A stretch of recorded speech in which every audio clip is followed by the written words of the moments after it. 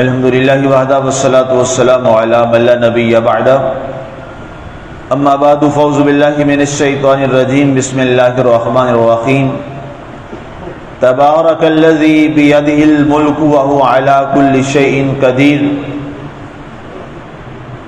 بڑی برکتوں والی ہے وہ ہستی جس کے قبضہ قدرت میں سب ملک اور سب موجود ہیں اور وہ ہر چیز پر قدرت رکھتا ہے۔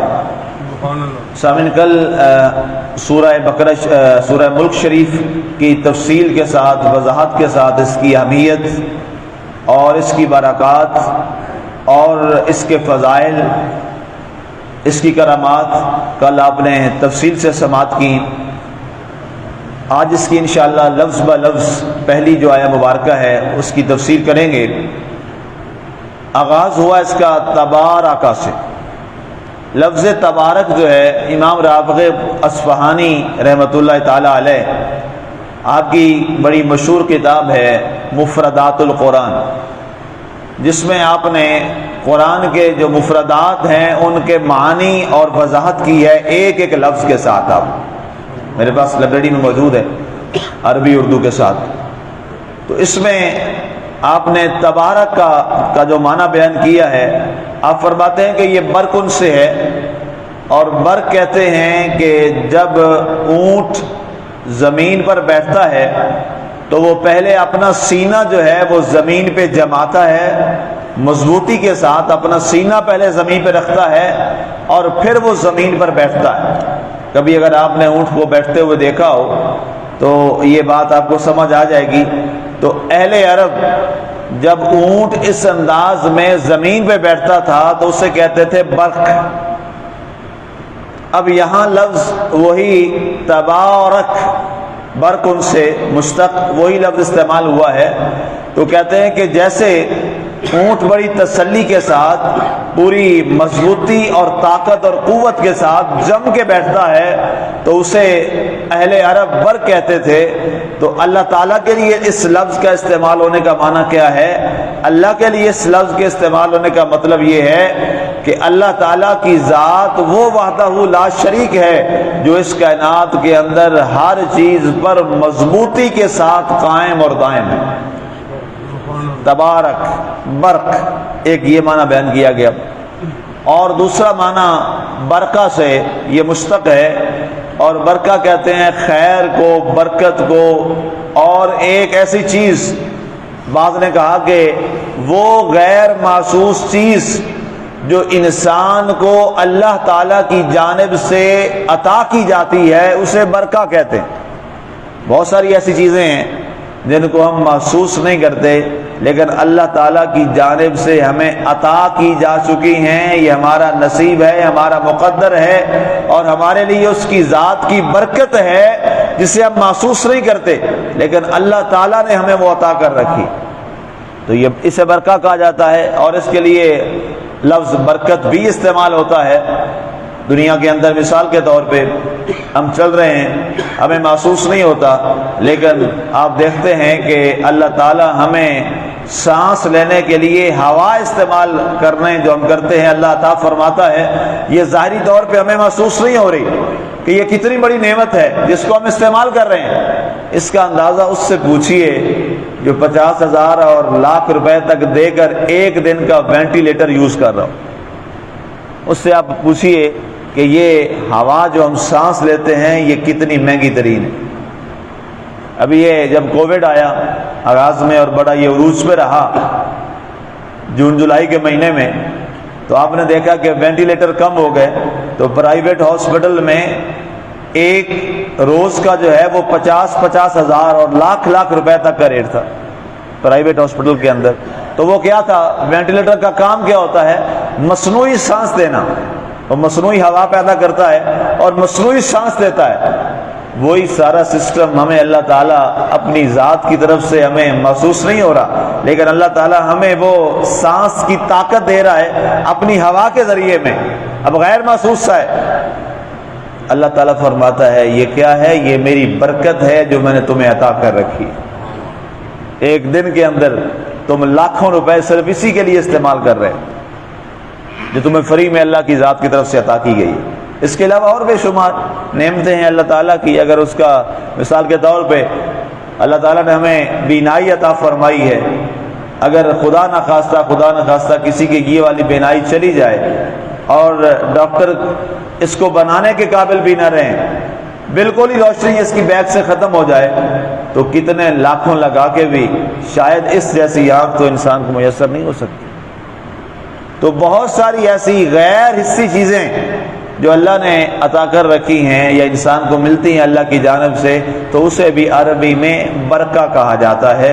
تو اللہ تعالیٰ نے یہاں پر وہ لفظ استعمال فرمایا تبارک الذی، بہت ساری عنایات اور نعمتیں اور عنایات اور برکتوں والی ہے وہ ذات جس نے ہم سب کو یہ برکتیں عطا کر رکھی ہیں، جس نے ہم سب کو بڑی مضبوطی کے ساتھ یہاں قائم اور دائم فرمایا ہے۔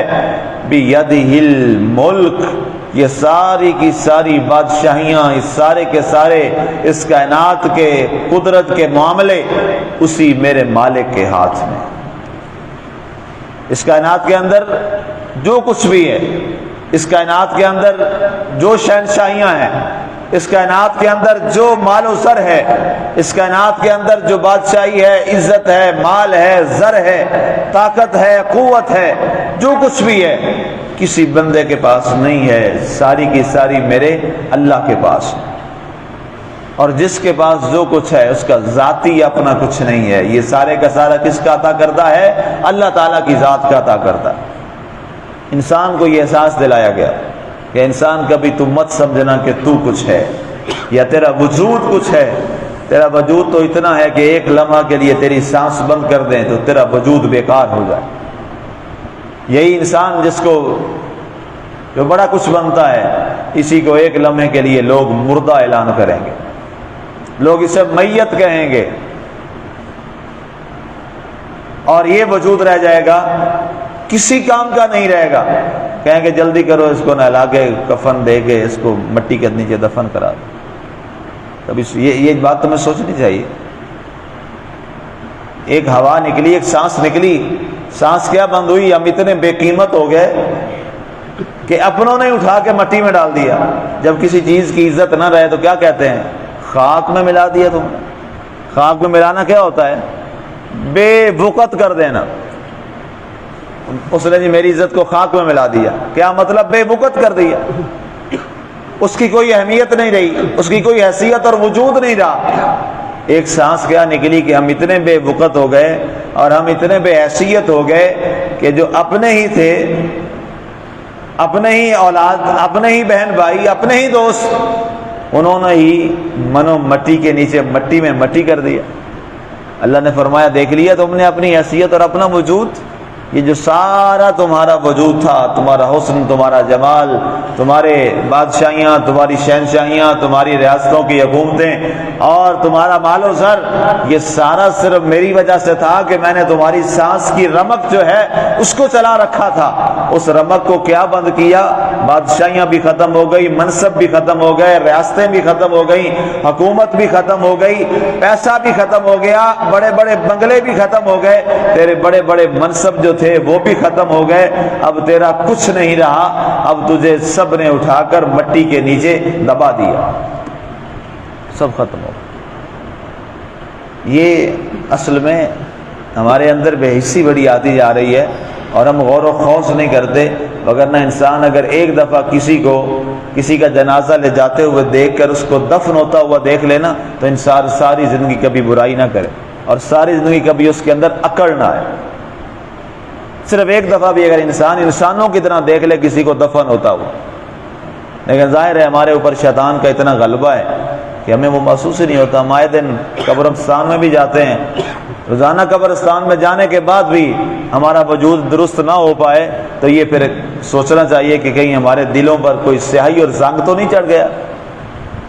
اللہ کے نبی صلی اللہ علیہ وآلہ وسلم نے فرمایا تھا جب تمہیں لگے کہ تمہارے اندر کچھ آنے لگا ہے اور زنگ لگنے لگا ہے تمہارے دل پر، اور تم اللہ تعالیٰ سے حکم عدولی کی جانب بڑھتے چلے جا رہے ہو، تو فرمایا ایک دن جا کے قبرستان میں چکر لگاؤ تاکہ تمہیں پتہ ہو جائے اور تمہیں احساس آ جائے کہ تیرا اصل مکان اور تیری اصل جگہ یہ مٹی ہے اور یہ قبر ہے۔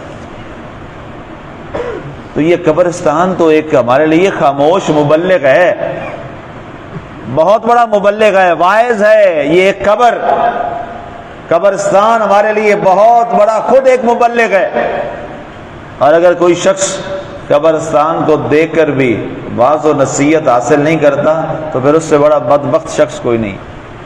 اللہ کے نبی صلی اللہ علیہ وسلم نے فرمایا تھا فَزُورُوهَا فَإِنَّهَا تُذَكِّرُكُمُ الْمَوْتِ، فرمایا قبروں کو دیکھا کرو، جایا کرو، یہ تمہیں موت یاد کرائیں گی، اور جب تمہیں موت یاد آئے گی تو تم ہر برائی سے باز آ جاؤ گے۔ اس کا مطلب یہ ہے کہ قبرستان میں جانے کا جو اصل مقصد ہے وہ کیا ہے؟ وہ اپنی اصلاح ہے۔ تو اب آئیے واپس، تبارک الذی، بڑی برکتوں والا، بڑی شان والا اور بڑا مضبوط اور قائم ہے وہ اللہ جس کے قبضہ قدرت میں ساری بادشاہیاں ہیں اور ہر چیز کی حکومت جو ہے وہ اسی کے پاس ہے۔ وَهُوَ عَلَىٰ كُلِّ شَيْءٍ قَدِيرٌ، اور وہ ہر چیز پر قبضہ قدرت رکھتا ہے۔ اس کائنات کا ایک ذرہ بھی اللہ تعالیٰ کے قبضہ قدرت سے باہر نہیں ہے۔ اس کائنات کا ایک ذرہ بھی اپنی مرضی سے کوئی فیصلہ نہیں کر سکتا اگر میرا اللہ نہ چاہے۔ اگر اللہ تعالیٰ اس کو پکڑ نہیں رہا، اللہ اس کی اگر گرفت نہیں کر رہا، تو کوئی اس سے یہ مطلب نہ سمجھے کہ وہ اللہ کے قبضہ قدرت میں نہیں ہے۔ نہیں، اللہ تعالیٰ اس کو ڈھیل دے رہا ہے، اللہ اس کو دیکھ رہا ہے کہ یہ کہاں تک جاتا ہے، کہاں تک اس کی آخر اور انتہا ہے۔ ایک وقت آتا ہے کہ پھر اس کی رسی کو کھینچ دیا جاتا ہے۔ فرعون کو دیکھیے، اللہ تعالیٰ نے اس کو 350 سال بادشاہی اس کو دی۔ کتنا لمبا عرصہ ہے، 350 سال اس کی رسی کو ڈھیلا کر دیا، اس کی رسی کو لمبا کر دیا، اور وہ اپنی فرعونیت میں، اپنی رونت میں بڑھتا چلا گیا، بڑھتا چلا گیا، بڑھتا چلا گیا، اور اپنے تکبر، غرور، اناج میں بڑھتا چلا گیا۔ لیکن ایک لمحہ آیا، پھر اس مالک نے دکھایا کہ قبضہ قدرت میرا ہی ہے۔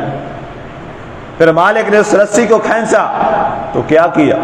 دریائے نیل کے اندر وہ منظرنامہ ساری دنیا کے سامنے اللہ نے دکھا کے رکھ دیا۔ وہی دریا ہے، وہی پانی ہے۔ موسیٰ علیہ السلام اور ان کے ماننے والوں کو پار لگا رہا ہے، خشک ہو گیا ہے، رک گیا ہے، درمیان سے کٹ گیا ہے۔ لیکن اسی رستے پر جب فرعون اور فرعونی اس کے اندر داخل ہوئے تو اللہ تعالیٰ نے کیا قبضہ قدرت کی مثال دکھائی؟ اسی پانی کو فرمایا جس نے راستہ بنایا ہے اب تو اسی پر چل پڑ۔ وہ چل پڑا، ساری قوم فَأَغْرَقْنَا فِرْعَوْنَ وَآلَ فِرْعَوْنَ۔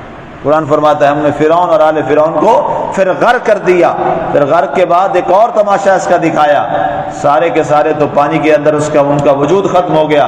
فرعون کی لاش کو فرمایا پانی کو ہی حکم دیا، فرمایا اے پانی، گویا پانی کے ایک قطرے پر بھی قدرت کس کی ہے؟ اللہ کی ذات کی ہے۔ اسی پانی سے فرمایا اس کو نکال کے باہر پھینک دے۔ اسی پانی نے اٹھایا، پہلے موت دی اور پھر اٹھا کے کنارے کے باہر پھینک دیا، اور اس کے بعد جانور وغیرہ ان کو حکم دیا، فرمایا خبردار کوئی اس کو کھانے بھی آئے، اس کی لاش کو ہم یہی سب کے سامنے رکھیں گے اور پھر اس کے بعد اس کو وقت کے ساتھ رسوا کریں گے۔ پھر ایسا ہوا، زمین نے قبول نہیں کیا، زمین میں دفن کرنے کی بڑی کوشش کی، زمین خود نکال کے باہر پھینک دیتی تھی۔ قبر بھی ہمیں، مٹی بھی اسی وقت قبول کرتی ہے جب مالک کی اجازت ہوتی ہے۔ پھر بھی اللہ کا شکر ادا کریں کہ مٹی قبول کر لیتی ہے ہم۔ اگر خدا نہ خواستہ اللہ نہ چاہے اور مٹی ہمیں قبول نہ کرے، قبر میں ڈالا جائے اور قبر ہی اٹھا کے باہر پھینک دے تو کیا رسوائی ہوگی۔ یہ بھی اللہ کا شکر ہے کہ میرے مالک تو نے ہمارا شرم اور برم رکھا ہوا ہے کہ تیری مٹی بھی ہمیں چلے قبول تو کر لیتی۔ ہمیں قبر تو نصیب ہو جاتی ہے، جن کو قبر نصیب ہو جائے وہ بھی چلیں خوش قسمت ہے، سب کے سامنے رسوائی نہیں ہے، جیسے فرعون کو رسوا کیا، آج بھی اس کی وہ لاش جو ہے وہ پڑی ہوئی ہے، مصر کے اندر ہی پڑی ہے آج بھی۔ تو اس لیے فرمایا وَهُوَ عَلَىٰ كُلِّ شَيْءٍ قَدِيرٌ، اے لوگو میری قدرت کو تسلیم کر لو، تمہاری قدرت کوئی قدرت نہیں ہے، تمہاری طاقت کوئی طاقت نہیں ہے، اور اپنی دنیا کی عارضی طاقت کے ہوتے ہوئے تم رعونت اور فرعونیت میں مت پڑ جانا، اور اپنے خدا کو مت بھول جانا۔ اس عارضی تھوڑی سی طاقت کے آنے پر اپنے تم خدا اور مالک کو بھول بیٹھتے ہو۔ یاد رکھو اس ساری کائنات کے اندر اگر حکومت اور قبضہ قدرت ہے تو صرف اللہ کی ذات کا ہے، کسی کے یہاں پاس کوئی اختیار نہیں، اگر ہے تو صرف میرے مالک کا ہے۔ اس کے بعد اللہ تعالیٰ نے اپنے قبضہ قدرت کی ایک بہت بڑی حقیقت کا ذکر کیا ہے، اس پہ انشاءاللہ کل بات کریں گے۔ اللہ تعالیٰ ہمیں عمل کی توفیق عطا فرمائے، آمین بجاہ سید المرسلین۔